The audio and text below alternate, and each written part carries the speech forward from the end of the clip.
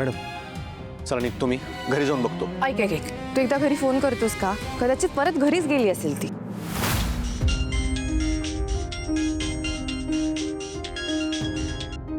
Hello hello आई. शुभू बाळा, तब्येत कशी आहे? बरी आहे ना वा? डबा वेळेवर खाल्लास ना वा? औषधं खायची असतात ना, आधी डबा खा मगच. आई ऐक ना, सानिका डब्बा घेऊन कधी निघाली? 2-2.5 तास झाले असतील. काय झालं रे, वेळेवर पोहोचली नव्हती? ऐक ना, मला एक सांग, कशाने गेली? रिक्षाने गेली का बसने गेलेली? आता ते काय सांगता येत नाही. काय झालंय रे, नीट सांग की. अरे काळजात धडधड व्हायला लागली माझ्या. नाही ऐक, काय काळजी करू नकोस. काय आले ती बंगल्यावर पोचलेली नाहीये म्हणून विचाराल तो. चल मी घरी येतो आणि बघूयात आपण.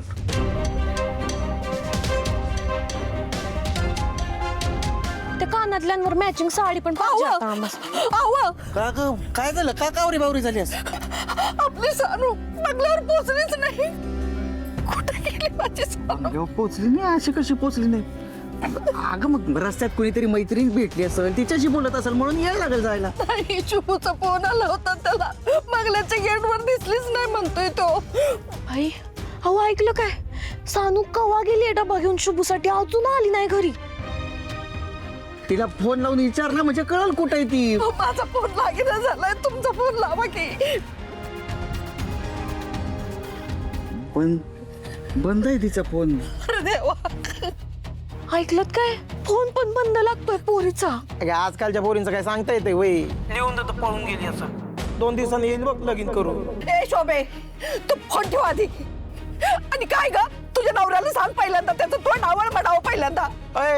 माझी जाणी काय असली म्हटली बाई, माझी लई सुगुणाची जाणू आहे. मी काय बी बोललेलं ऐकून नाही घेणार आहे. तुम्ही पण ना, आम्ही करतो तुम्हाला फोन. आणि जा जरा बाहेर जाऊन पोरीला शोध, कुठे दिसते का बघ, उठ पहिल्यांदा. वय जातोय लगेच. सानू कुठंच नाहीये. बंगल्यापासून इथे येईपर्यंत मी सगळीकडे जाऊन आलो.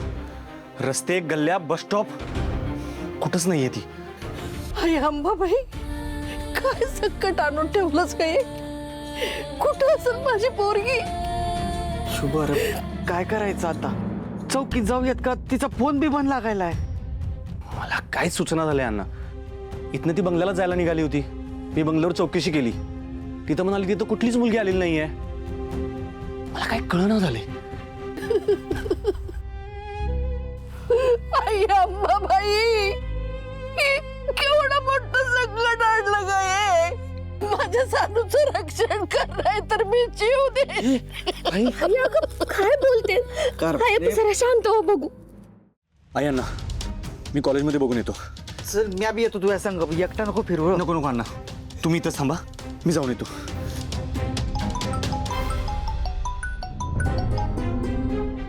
शुभू, आली का रे सानिका? नाही ना मॅडम, मी सगळीकडे जाऊन आलो पण कुठंच नाहीये ती. आता शेवटचा पर्याय म्हणून कॉलेजमध्ये बघून येतो आणि तुमची ती गेट टुगेदरची जागा आहे ना, तिथं जाऊन येतो. ऐक ऐक, तू जाऊ नकोस तिथे. अरे मी आत्ताच सानिकाच्या जवळजवळ सगळ्याच मैत्रिणींना फोन केलाय, पण ते त्यांना भेटलेलीच नाहीये. म्हणजे त्यातल्या दोघी म्हणाल्या की सकाळी त्यांचं बोलणं झालं होतं, पण सानिका काही गेट टुगेदरला गेली नाही. कुठं गायब झालं काय कळना झालं हो. ए बघ, टेन्शन घेऊ नकोस, सापडेल ती. कायच सूचना झाले मला. आई, थांब. आई अगं शांत हो. मॅडम, मला वाटतं आता मी पोलीस स्टेशनमध्ये गेलं पाहिजे. तक्रार दिली तर ते शोधतील तरी. हे बघ शुभू, थांब. इतक्यात पोलिसात जायला नको. तू आता घरच्यांबरोबर थांब, मी बघते काय करायचं ते.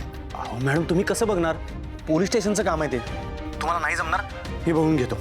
शुभू, काय बोलतोयस तू? विश्वंभर राजे शिर्के यांची मुलगी आहे मी. शिक्षण मंत्र्याच्या मुलीचा एक फोन काय करू शकतो ना, याची कल्पना नाहीये तुला. तू प्लीज शांत राहा, घरच्यांना तुझी गरज आहे. मी बघते काय करायचं ते. हो मॅडम. ठेवते.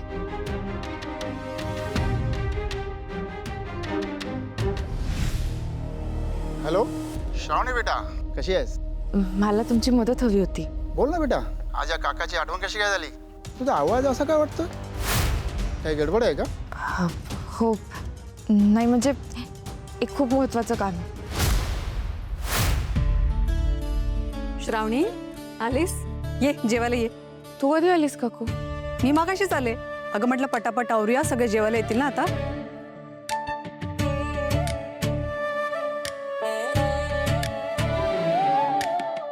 काय ग, काय झालं?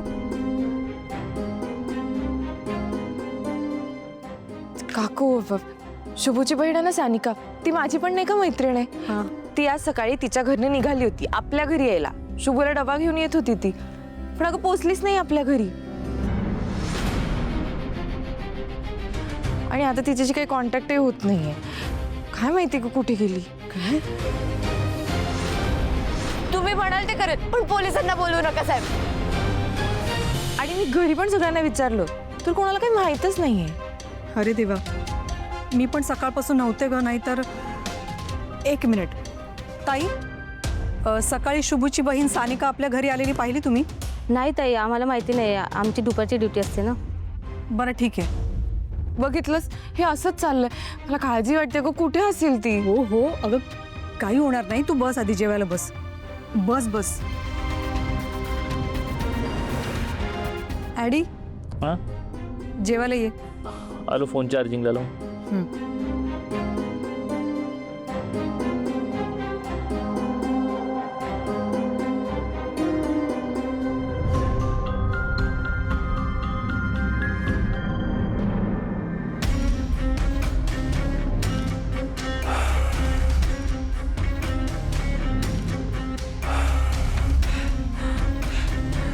त्या शुभूची बहीण सानिका खरंच इथे आली होती? मला नाही माहिती. नक्की? हो नक्की. मला कसं माहीत असेल सांग बरं. मी काय ते सिक्युरिटीची ड्युटी करतोय का? काय असे मला चांगलं माहिती आहे मॅडी. तुला जर या संदर्भात काही माहीत असेल तर मला आत्ताच सगळं खरं खरं सांगून टाक. मॉम, तुला खरं सांगू, मला अजिबात इंटरेस्ट नाही आहे त्या भिकारी फालतू फॅमिलीमध्ये. ओके, आलोच.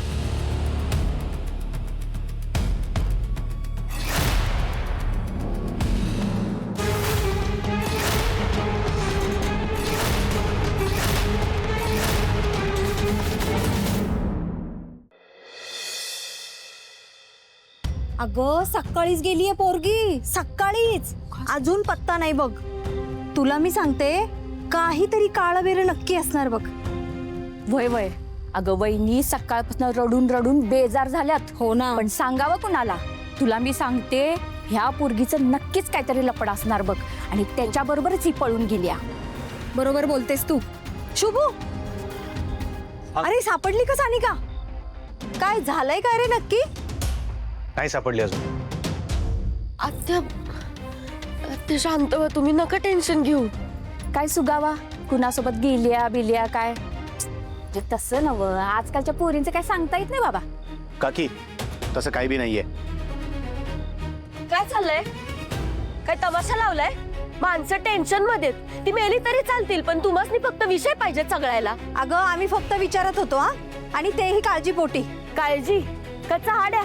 हा, लोकांच्या घरात जाळ लागला असेल का नाही तर लगेच शेकोटी घ्यायला येणार. जरा जरी माणुसकी शिल्लक असेल ना तर निघायत ना. चल ग. चल शुभू.